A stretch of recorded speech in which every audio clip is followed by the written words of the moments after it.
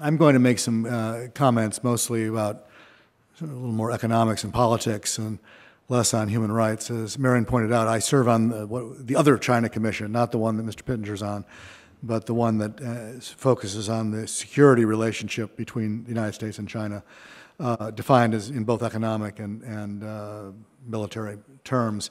I'm not here on their behalf. I'm here as president of the National Foreign Trade Council, but it has permitted me to travel almost annually to China and to spend a lot of time studying them. And our annual report will be out. The other commission, Congressman Pittenger's commission, beat us to it this year. Their report is already out. Ours is coming out on November 18th, and I would urge you to take a look at that. I would also urge you, apropos of today's topic, to take a look at a study that appears on the Commission's website that was done for us, not by us, by the Economic Strategy Institute, entitled The Evolving Role of China in International Institutions. This came out in 2011, but I think it still has a lot to say about the way China behaves inside international institutions, which is one of the things that we're talking about today. And they literally went institution by institution and talked about China's role in some detail. And if you're interested in that kind of thing, it's probably the definitive piece on the subject.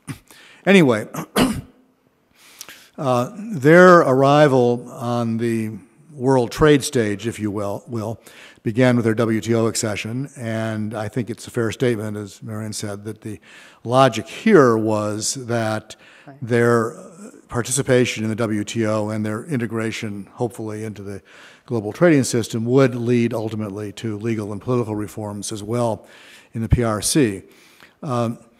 There's considerable debate about whether that was a correct attitude at the time. I'm of the view that it was then, and it is now, as long as you don't talk about when, because I don't think that's going to happen, certainly in my lifetime, although looking out at what appears to be a younger crowd, it's probably going to happen in some of your lifetimes. But I think it is and remains a viable theory, but it's one that is not going to happen simply by itself, and there are strategies that the United States and others can pursue to encourage the Chinese to move in that direction. But let me provide a little context, which I hope will also bear on what my colleagues are going to say shortly. We're dealing with a country that has been engaged in probably the fastest and largest economic rise in history. They've lifted hundreds of millions of people out of poverty. One can argue there's a price that's paid for that. I think Mr. Pittenger alluded to that. But at the same time, you can't take that away from them. It's a significant, if not historical, accomplishment. They didn't do it via communism in the theoretical sense. They did it via what Chalmers Johnson called state developmental capitalism, which is a term for heavy state intervention in or guidance of the economy. That was a successful model with some variations for Japan and for Korea. Actually now for Taiwan to a degree, and now for China. There's a serious debate going on in economic circles over whether that's run out of gas, whether they are going to either be able to undertake the economic reforms they need to undertake to sustain growth, or whether they'll endure a hard or soft landing, implosion, or whether they can keep doing what they're doing indefinitely without consequences and without reform. And there is a school of thought that says that. Their dilemma, I think, is that the reforms that they need to undertake in order to revitalize their economy and allow it to continue to grow at a relatively fast pace inevitably is going to mean some loss of party control. And the dilemma the party leadership faces is that they don't want to do that. And they are constantly trying to balance the need to take some steps to reform with the fact that there are going to be political consequences to that, whether they want to or not. Those consequences, I think, are not democracy in the sense that we know it, but it certainly would lead to a China in which the role of the party is different than the way what it is right now. That said, the success of their economic policy, which until last year meant more than 10% annual growth for more than 20 years, has been a perception on their part that they're a rising power, which has gone along with the perception on their part that the United States is a declining power. We can argue about that. But I think one thing that's hard to argue about is that perception of ships passing in the night, if you will, one on the way up, one on the way down, creates a serious potential for miscalculation. And I think we face growing risks, particularly in the South China Sea and the East China Sea, which I'll get to in a minute, going forward. And it's a message to the United States and others that we need to proceed with this relationship very carefully.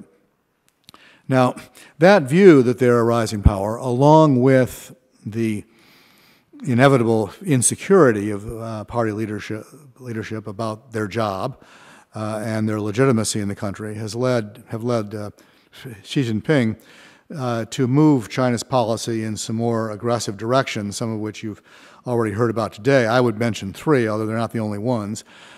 One is a domestic crackdown on dissidents and journalists and really anybody that could be seen as a potential alternative power center. Second, the anti-corruption drive, which is badly needed, but really undertaken to enhance the party's control and the party's legitimacy in the eyes of the public. And three, a more assertive international policy, particularly in the ocean surrounding them, that have the dual effects of promoting nationalism at home and bringing back on the part of others distant memories of actually Chinese imperial policies going back a long way. My thesis in graduate school was that the Maoism is really Confucianism in disguise, and we could debate that, but I think the more time that passes, the more I think that I was right, and that was a really long time ago. These efforts, these policies they're pursuing, I think, are essentially efforts on Xi's part to solidify party control and in the process restore China to its historical role of predominance in Asia. In doing that, I think they have a very clear sense of what their interests are. As somebody who negotiated with them when I was in the government, I would say they probably have a clearer idea of what's in their interest than anybody else that I've had to work with. And they work single-mindedly to advance their goals. They don't do gifts, they don't do favors, they don't do things to sustain the system, they do things to advance their interests. That doesn't mean that they're against win-win situations. That doesn't mean they're against things that do sustain the system and promote global growth, or even things that are good for us, but they have to be things that are good for them at the same time. And that's one thing that distinguishes them from us, actually, or even the British in the first half of the last century, who were global hegemons who did things for the stability and goodness of the system, which most of the time were in their own interests, but not always. In that context, internationally, they've shown themselves willing to do two things, among others. They use existing institutions to their advantage, insisting in the process on a level of influence commensurate with their own perceived importance. They've joined a lot of institutions in the last 20 years. The WTO is a good example, and they've been adroit in maneuvering within that institution to the point now where they've, in essence, sort of captured one of the Deputy Director General seats for themselves. It used to belong to the Indians, and now belongs to the Chinese. One of them belongs to the Americans, and one of them belongs to the Europeans, and the others come and go. But and they've learned, I think, very effectively within the institution as to how to play the game. They also have not hesitated to create new institutions that they either can control or influence more directly. The AIIB, the RCEP, and the SCO all come to mind as examples of that. Let me say, though, that both of these things can be constructive roles. They've demonstrated, in my mind anyway, themselves capable of working within existing multilateral institutions to cooperative ends, not always, and certainly only when it's in their interest. But if you look at their behavior in the WTO, in APEC, and on and off in the UNFCCC, which is the climate change organization, you can see, frankly, a mixed record. You can see things where they've been obstructionist, and in the UNFCCC context, particularly in Copenhagen, but you've also seen other situations where they work together, particularly with us, on climate change issues to produce potentially win-win outcomes.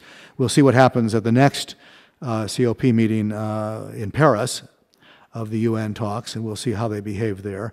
There have been occasions in the WTO where they worked with the Americans and the Europeans to produce agreed-upon outcomes. They were helpful in the trade facilitation agreement when the Indians were conspicuously not helpful.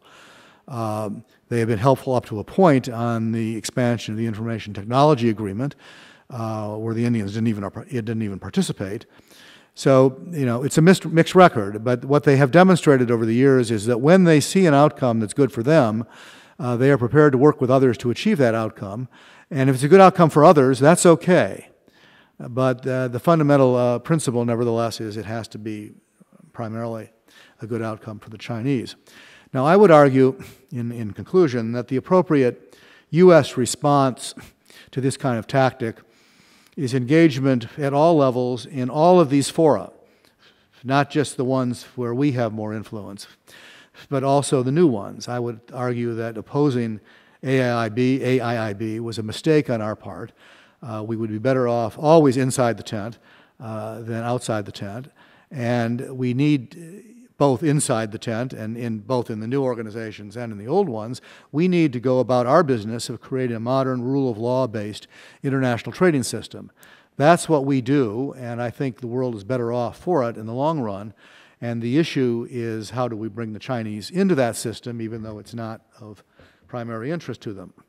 And in an odd way, that's what TPP is about. TPP in the world of pool is a bank shot.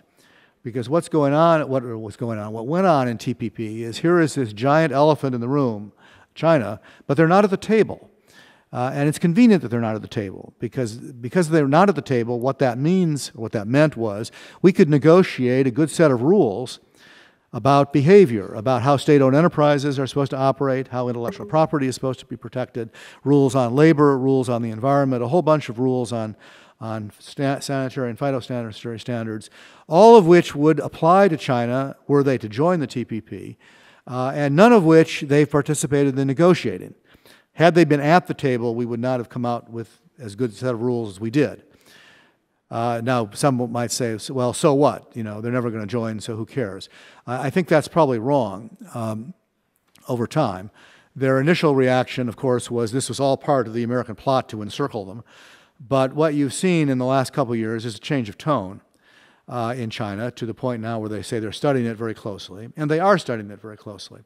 And the reason that they're studying it is because they have, as I said, a more acute sense of what's in their interest than anybody I've worked with, and they can see how this is going to end up being in their interest, or to look at it another way, how not being in it is not going to be in their interest.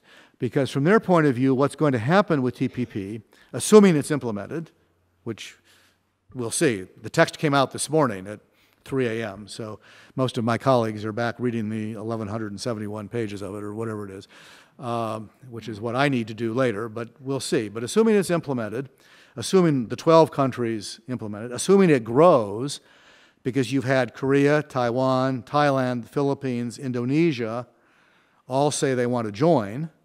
We'll see, but that's what they say. Assuming it grows, what China is going to fairly quickly see is a region, and actually world, in which global value chains, global supply chains, are created around them rather than in them. And Chinese entrepreneurs are not dummies, and what you're going to see them doing is moving to Vietnam to take advantage of rules of origin, which provide favorable treatment to stuff that is built inside the zone, as opposed to stuff that is built outside the zone. And it's going to be very, very clear, assuming that it grows, TPP grows, to the Chinese, that from economic reasons, they're better off in than out. Will they join?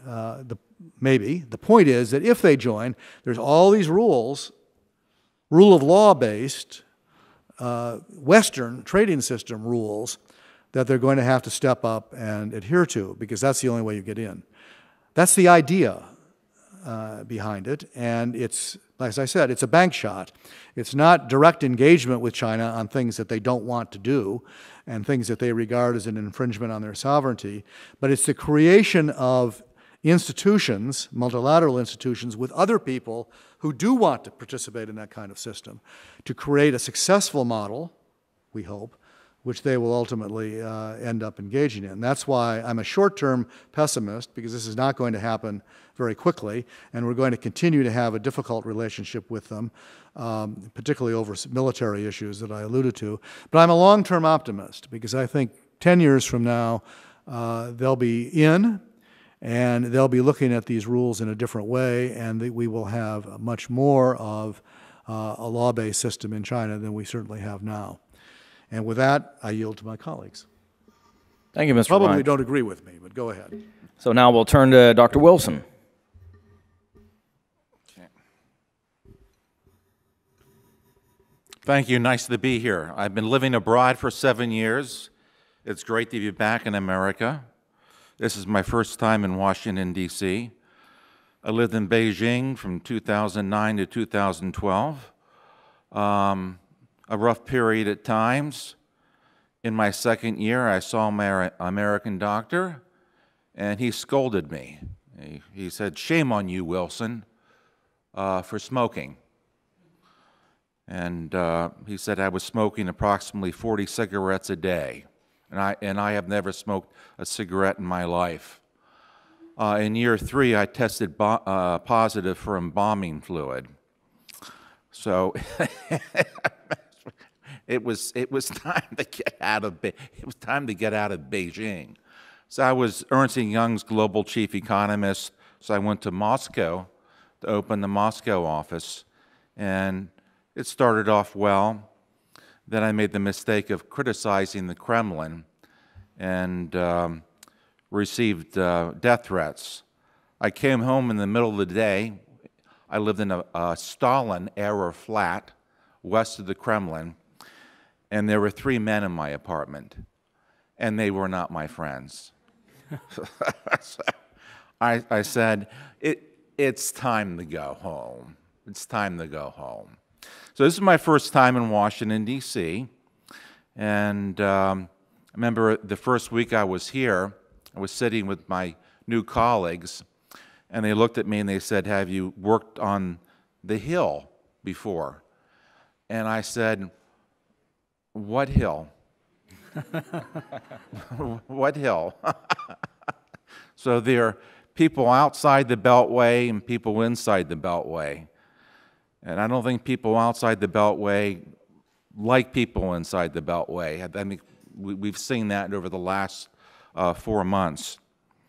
But my overall, my Beijing experience was a very positive experience. I'm a financial economist.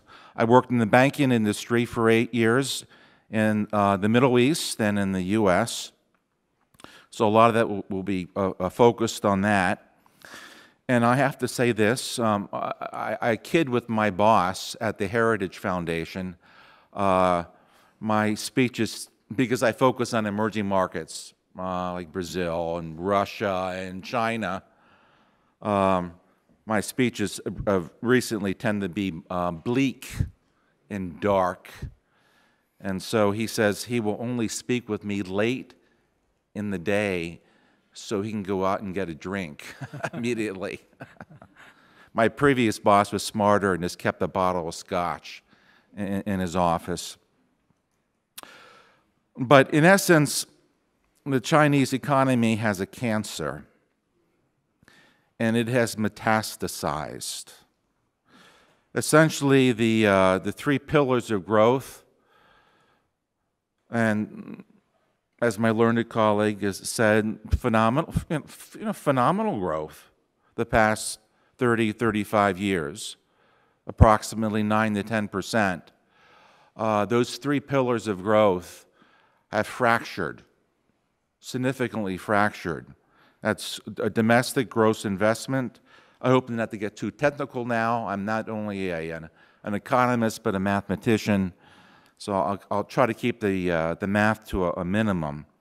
But domestic gross investment, of course, exports, and of course the property markets. We've seen exports go from the global share of Chinese exports go from 2.5% in 2000 to about 12.5% today. That's an enormous growth.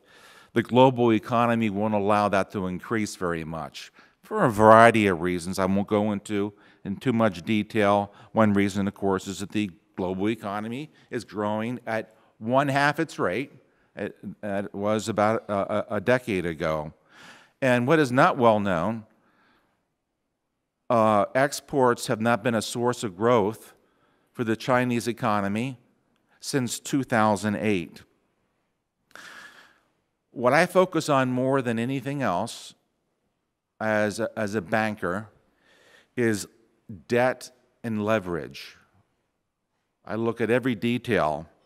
There's been an enormous buildup in leverage and debt in China, and actually it's an untold story. No one's writing about it. Actually, in all of Asia, it's one of my reasons why I believe economic growth in Asia has peaked. And the soaring debt and growing income inequalities have put enormous pressure on the authorities to abandon its current economic model. If you look at I'll give you a couple stats and then lay off it.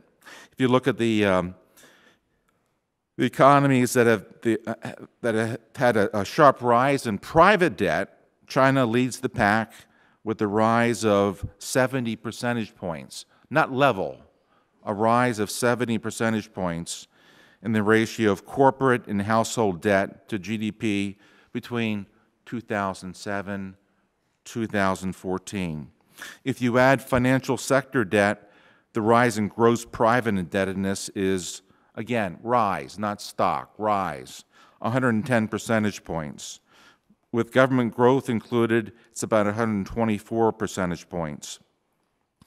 And if you told me this, my next stat, if you told me this 5 years ago, I would have told you you were crazy. At 125% of GDP, China has one of the highest levels of corporate debt in the world. The stock of corporate debt now exceeds that of the United States. Can you believe that? Corporate debt, as a share of GDP in China, is larger than it is in the United States. And then these figures are not reliable. We admit it. These are estimates. Local government debt amounts to about at least 30% of GDP in the last count. It could be much higher. My last statistic on debt, according to McKinsey, China's debt has quadrupled from $7 trillion US dollars in 2007 to about $28 trillion as of mid-2014, reaching a little under 300% of gross domestic product. And much of this credit is now being used to roll over existing credit and not creating new business enterprises. That's an important point. Then we have the housing market, which has been a critical source of growth. The housing market is, there's been a lot of discussion about the stock market. I lived in China for over 3 years. I never owned a Chinese stock. I'll go into details later why I've never owned a Chinese stock. But the housing market is much more important in China than the equity market. I lived in a building with 24 floors. I lived in the 22nd floor. I never waited more than 20 seconds for the elevator because there were only 8 people living in the building. It was like the Stanley, I used to take my cat down to the lobby. It was like, what was the Stanley Kubrick movie about the hotel?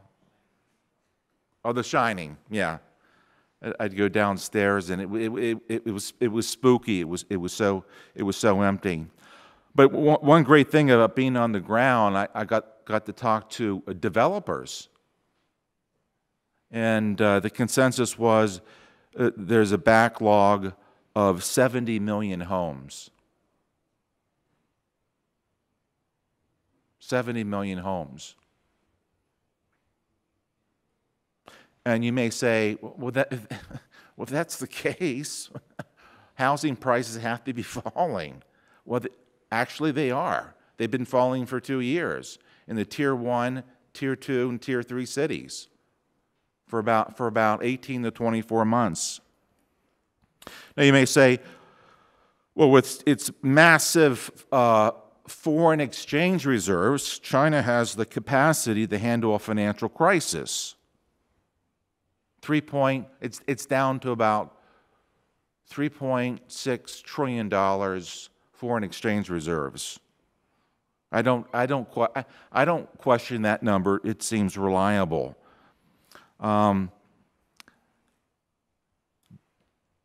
That's not the question.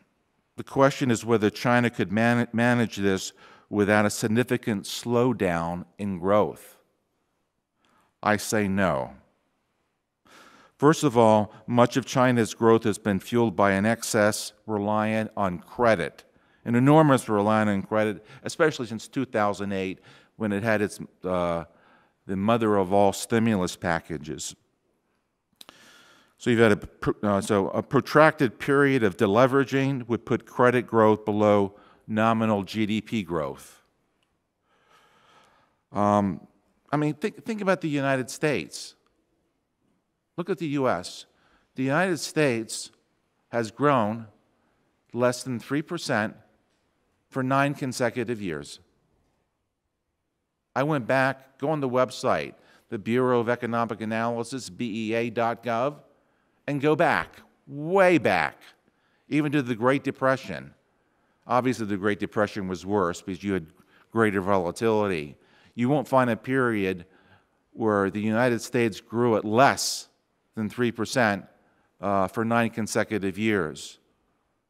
For a variety of reasons, but one big reason was a protracted period of deleveraging, household deleveraging, and even government deleveraging. An enormous deceleration in credit is needed because many important industries are already producing at less than 75% of capacity. And this important figure, it's prima facie evidence. Deflation at the producer price level,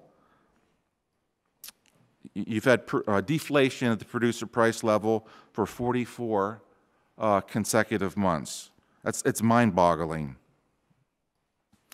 And then a number I've never gotten over before. Gross asset investment has been running about 50% of GDP. Even during the glory days of Hong Kong, Taiwan, Singapore, South Korea, gross investment as a share of GDP never ran more than 35%. This is not a sustainable equilibrium. It has to come down, and then the sooner it comes down, the better. Because otherwise, you exacerbate the excess capacity in a lot of these basic industries. Chinese banks have failed to recognize in their books how misallocated investment has overstated GDP. Officially, non-performing loans are almost non-existent in the banking system. There's been no significant bankruptcies because Chinese banks have not correctly written down the bad debt. Past GDP growth has been overstated by an amount equal to all the bad loans that have not been written down, a fairly large number that may amount to as much as 20 to 30% of GDP. This transfer must reduce future growth in China. Moreover, China's private sector is already highly indebted. Any collapse in investment demand and activity is also likely to have a significant negative impact on profits. This would damage corporate solvency and lower investment even further. Debt levels have grown faster than debt did in Japan, South Korea, and the U.S. before these economies tumbled into recession. My colleagues at the Heritage Foundation think I'm a bright guy. They're mistaken. When I was painting my house as a young man for the first time, I actually painted myself into a corner. Couldn't get out. Had to wait for it to dry or just walk over the paint. I think the Chinese authorities have essentially painted themselves into a corner, and in short, China has few good options. Any real reform that triggered wealth, the so-called rebalancing you've heard so much about the last 3 years, that has transferred wealth from the state to the household sector, would probably trigger a severe financial crisis and recession in the short run. B, no reform, on the other hand, delays the inevitable. In other words, another stimulus package, making the economy even more unbalanced, more debt,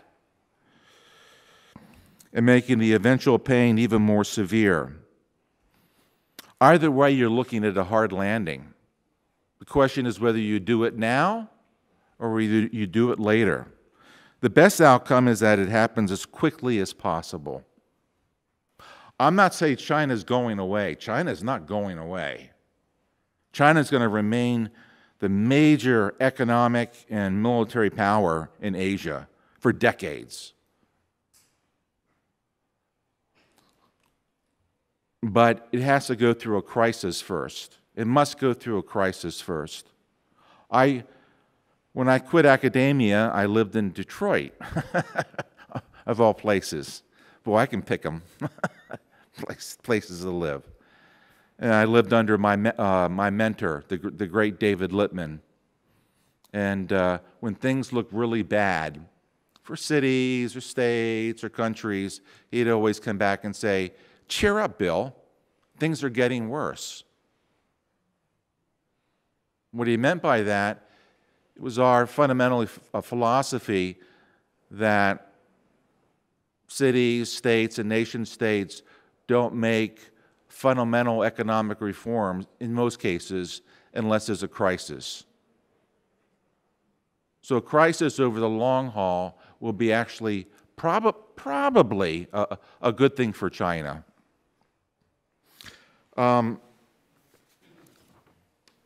Talked on long enough. Let me finish just one thing.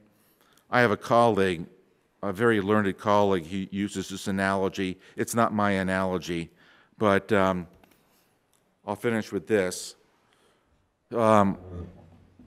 We think of, after the revolution in '49, China as a tricycle. A tricycle has 3 wheels, and we've all ridden tricycles as kids, and they tend to be very balanced. And the 3 wheels of initially, way back in '49, were equality, some semblance of equality, economic growth, of course. The state has to deliver the economic goods, and nationalism was the 3rd wheel. Well, in terms of the first wheel, there's no misconception. There's no income equality in China. Not even the authorities make any pretense that there's any sense of income inequality. It's some of the worst in the world. So you go from a tricycle, you lose 1 wheel, to a bicycle, slightly less stable. China, as recently as 4 years ago, was growing at 10%. We believe that right now it's growing roughly, we can't be sure, but roughly 5%, not the stated 6.5%, 7%, and that it's decelerating. It's falling. So what if China loses the 2nd wheel? It becomes what? A unicycle. 1 wheel. Unicycles are not very stable. That unicycle, of course, is nationalism. We're seeing it in the East, in South China Sea, which makes it very dangerous. So the Heritage Foundation, we'll be quite honest, we're not exactly happy with China growing at 10% a year. By the rule of 72, if you're growing at 10% a year, your economy doubles in size every 7 years, as their military budget has. But we do not want to see China crash and burn. We want to see a transition to a more market-based system, and obviously a more democratic-based system. Because if the party's legitimacy is based upon just nationality, it makes for, as we say in economics, a very unstable equilibrium. Thank you. Thank you. Do you want to stand? Yeah.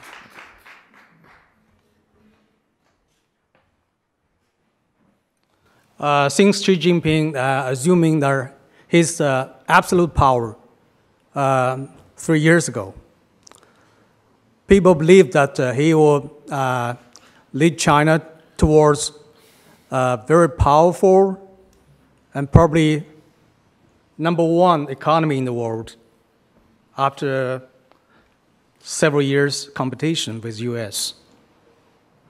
And also people have the great expectation on him that the modernization of China and also the so-called modernization and civilization really the kind of export to the whole world with the Confucius academies established in major American universities and European universities, and so on and so forth.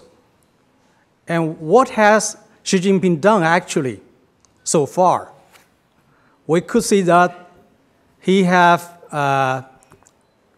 gained in some way with the campaign of anti-corruption.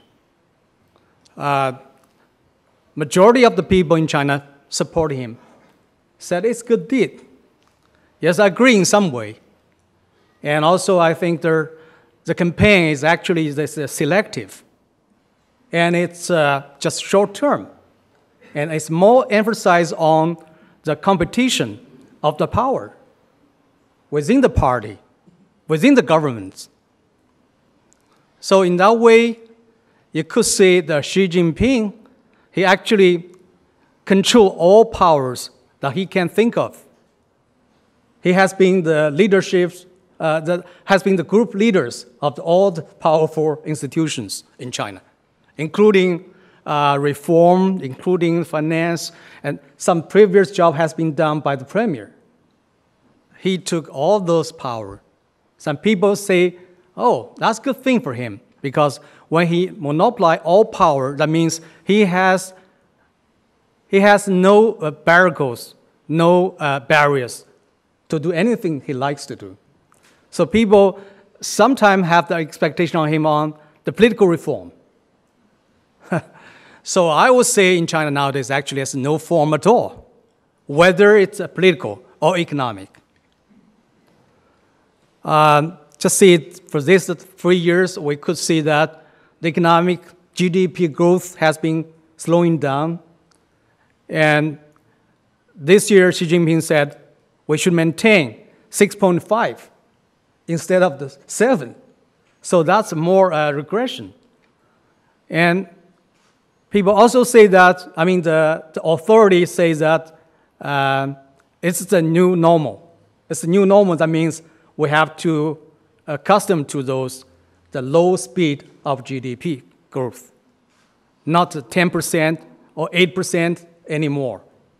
Maybe 7 or 65, or maybe next year is 6. So as some people estimated, it could be 5 actually, because few people really believe in China's statistics in several decades. But I give you a different answer. I would say if you use a wrong scale, then the logic is the same.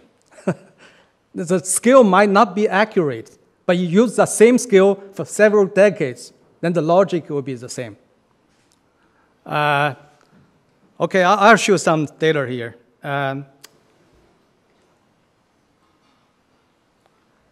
There are some statistics started with 2013, which is, for this year, we can only get partial data for this year, 2005, 15. And you could see the main trade partners of China, for some of them, the trade surplus of China has been decreased, but some deficit has been increased.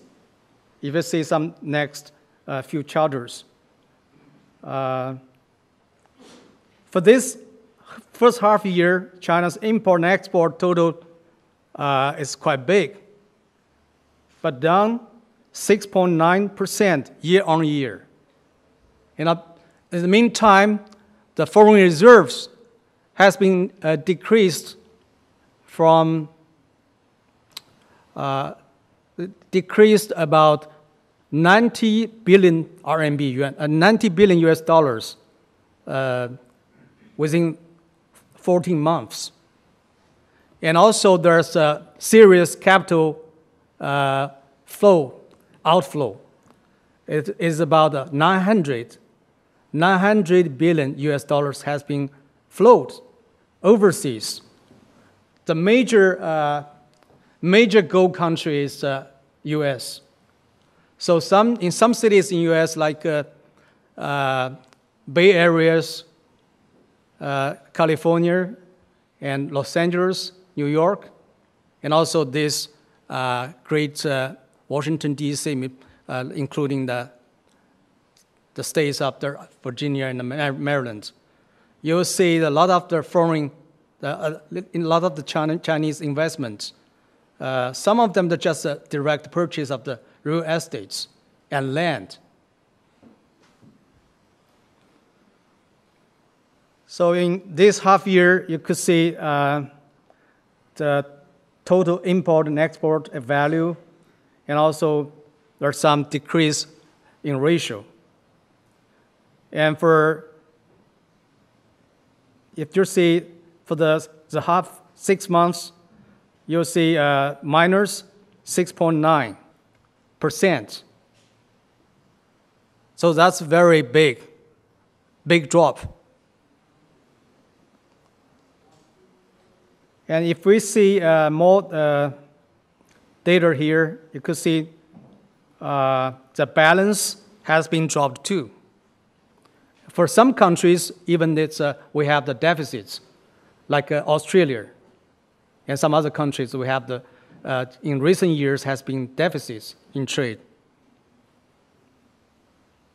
So there's a lot more to compare with.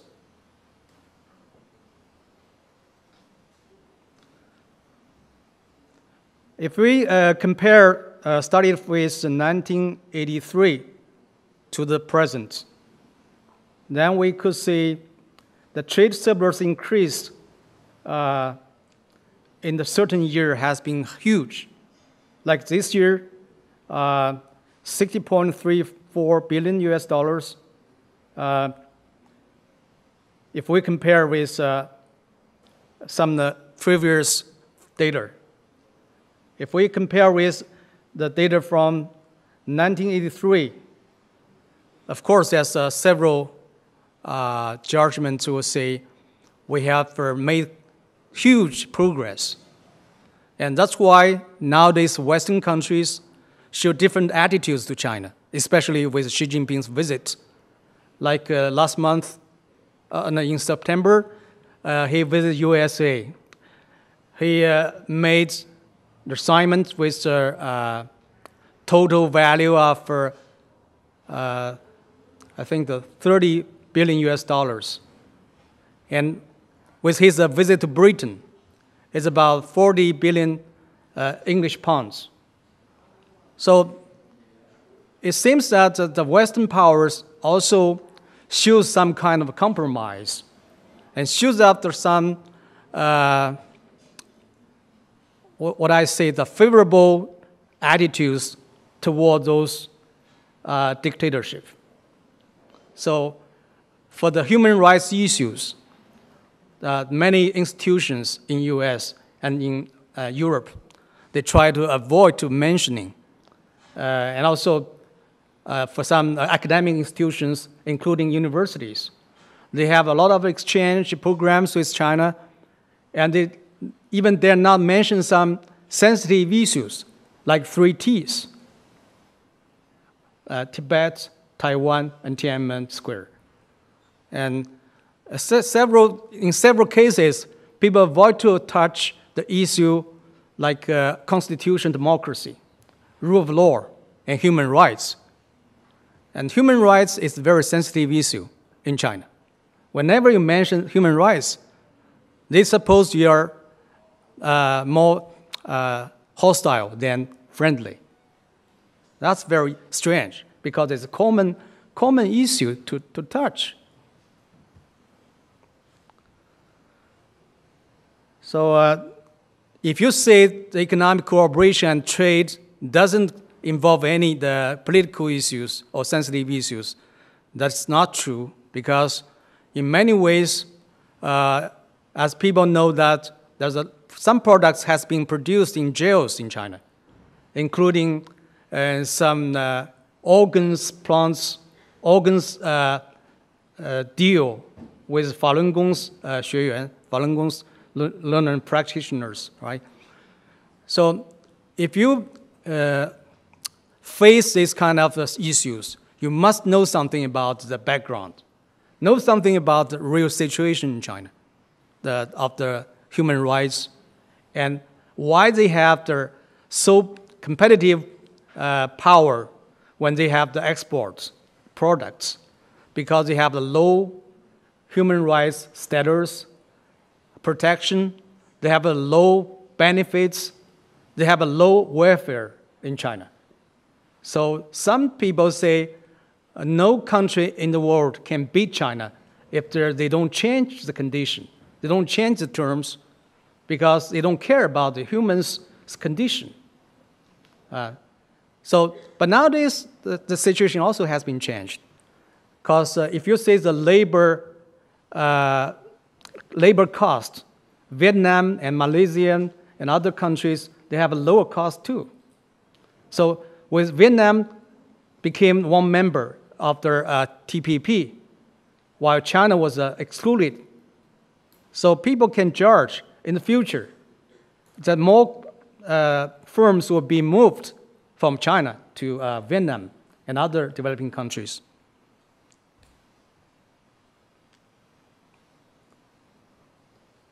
So my question is, like many people would raise, if China's economy is about to collapse, just now I think Dr. Wilson gave very good analysis, and he actually described many true pictures of China.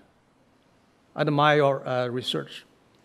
And also I would say, in short term, China's economy would not collapse. Yet, there must be some crisis. The crisis actually is approaching. You could say there's a lot of stock crisis. You could say the real market bubbles partially broken. And also you will see the entrepreneurs, they don't have their optimism. They don't have confidence on China's future. Even some investors overseas, they withdraw their investment in China. They withdraw their property in China, like the famous billionaire Li Ka-sheng in Hong Kong. And he was blamed even by official media, attacked by official media as a traitor, as someone who got big profits and escaped from China, and morally be, ruined in China with official media. So that's a shame, really shame for Chinese official attitudes. Some people say, if you look at China objectively, China still has some progress for the last 3 or 2 decades. I agree in some in some way. But I would say they promised too much, but while they only completed a few. Say, in 1994, they promised they have so many different kinds of reforms on the foreign currency system, on public financial system, on foreign trade system, and they promised it would be completed within 5 to 10 years. But now it's 20 years past already. How many has been realized? So whenever there's some progress, achievements, they will be boasting all the time and let people know, and let people thankful, obliged to them, but actually they owe too much. They just owe too much. So what the people, ordinary people in China can expect more? There's no political reform, no economic reform, and the revolution is impossible. If you want to set up a new party, then definitely you'll be put into jail. And not only that, if you say something in your blog, criticize the party and the government, then you will be put into jail. You will lose your freedom in many ways. Like after Xi Jinping got the power, more than 2,000 people has been arrested or lost their personal freedom. So in recent cases, there's a new document has been issued for CCP. It's called Improperly Talking About or Criticizing the Central Committee's decision or proposals. So that's strange. It's a strange error, or the title of the error. That means any party member, if you dare to challenge the proposals proposed by the Central Committee of CCP, or you dare to chat about the leaders in the Central Committee, then you will be considered made some mistake or serious error. And some people will be removed from their position. In recent case, editor-in-chief of Xinjiang Daily, he lost his party membership and his job as well, only because he has different opinions on the Central Committee's policy on Xinjiang. So there's too many things to mention. So even with those different data, you could see the foreign trade situation is not that good. For the past 6 months, the export volume has been decreased, and import also has been decreased, but with the exception of the big purchasing contract, like Chinese government purchased more than 300 airplanes in US, and some other planes for the Airbus, and so on and so forth. So China's current economic data, you cannot really believe or depend on that, but you can compare with the previous data. It's better to compare with 2 decades ago and 3 decades ago. As I said, it's the same logic. So I just make the very short comment on the situation and the policy. So I'll be ready and glad to answer all the questions if you raise. Thank you.